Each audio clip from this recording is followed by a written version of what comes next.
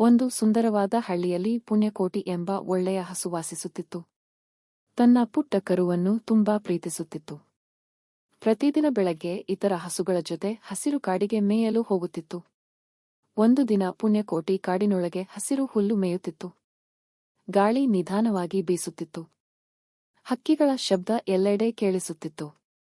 ಆದರೆ ಗರ್ಜನೆಯೊಂದು ಕೇಳಿಸಿತು. ಒಂದು ಭಯಾನಕ ಹುಲಿ ಮರಗಳ ಹಿಂದೆ ಹೊರಬಂತು. ಹುಲಿ ಕೋಪದಿಂದ ಗರ್ಜಿಸಿ ಹೇಳಿತು, ನಾನು ಹಲವು ದಿನಗಳಿಂದ ಹಸಿದಿದ್ದೇನೆ.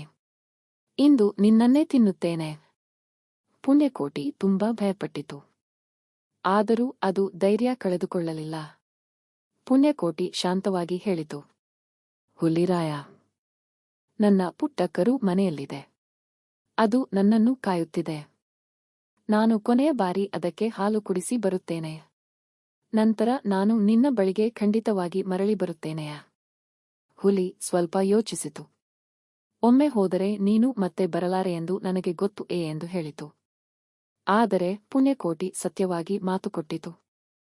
ಅದರ ಪ್ರಾಮಾಣಿಕ ಮಾತು ಕೇಳಿ ಹುಲಿ ಹೇಳಿತು, ಸರಿ, ಹೋಗು. ಆದರೆ ಮರಳಿ ಬರಬೇಕು. ಪುಣ್ಯಕೋಟಿ ಹಳ್ಳಿಗೆ ಮರಳಿ ಬಂತು. ಅದರ ಕರು ಸಂತೋಷದಿಂದ ತಾಯಿಯ ಬಳಿ ಓಡಿಬಂತು. ಪುಣ್ಯಕೋಟಿ ಅದಕ್ಕೆ ಪ್ರೀತಿಯಿಂದ ಹಾಲು ಕುಡಿಸಿತು. ನಂತರ ಕಣ್ಣೀರಿನಿಂದ ಅದನ್ನು ಮುದ್ದಾಡಿತು. ಪುಣ್ಯಕೋಟಿ ತನ್ನ ಮಾತು ಉಳಿಸಿಕೊಳ್ಳಲು ನಿರ್ಧರಿಸಿತು. ಪುಣ್ಯಕೋಟಿ ನಿಧಾನವಾಗಿ ಮತ್ತೆ ಕಾಡಿನತ್ತ ನಡೆಯತೊಡಗಿತು.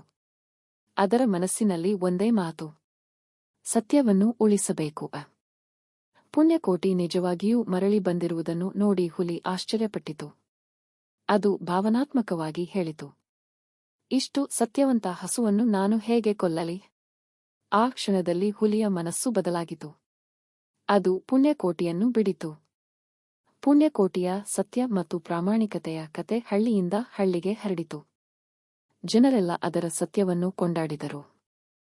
ಆ ದಿನದಿಂದ ಎಲ್ಲರೂ ಮಕ್ಕಳಿಗೆ ಈ ಕಥೆಯನ್ನು ಹೇಳತೊಡಗಿದರು.